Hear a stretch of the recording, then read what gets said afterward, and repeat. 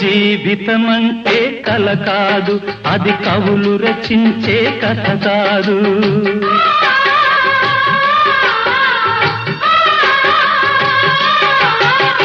జీవితమంటే కల కాదు, అది కవులు రచించే కథ కాదు.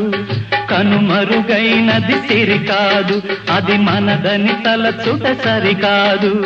కుడి ఎడమైతే పొరపాటు లేదను నానుడి సత్యం కాదు, ఇది అందరికి అర్థం కాదు. ఓ